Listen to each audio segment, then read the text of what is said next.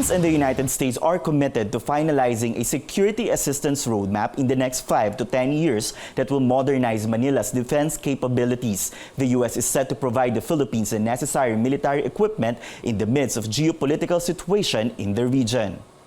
In a media briefing held in Washington on Wednesday, defense and foreign affairs officials of both countries agreed to improve their military alliance. Washington also showed support to Manila on maritime row with China and the need for rules-based order in the region. In the face of coercion and gray zone aggression, Secretary Galvez and I agreed to redouble our efforts to strengthen our combined ability to resist armed attack by modernizing our armed forces, including radars, unmanned aerial systems, military transport aircraft, and coastal and air defense systems. And what I believe is profoundly in our interest is for us to manage the relationship with China responsibly.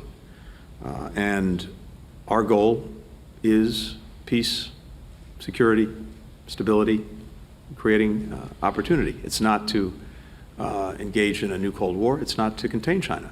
We're going to stand up very vigorously for our values and for our interests, and we're doing that with regard to China.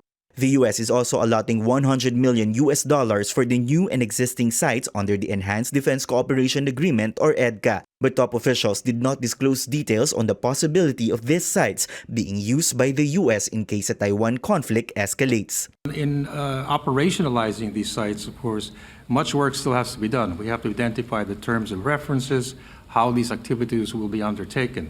So I don't think we're really at any stage yet to answer how they might be used. They're still open to discussion. I would finally emphasize that whatever we do in the future in terms of rotations and numbers of troops, it is a joint decision between the Philippines and the Philippine government and the U.S. government. The two countries are now discussing joint patrols in the South China Sea together with other like-minded nations before the end of 2023. They also tackled economic partnership, food and energy security, and a possible civil nuclear energy program for the Philippines. Tristan Nodalo, CNN Philippines.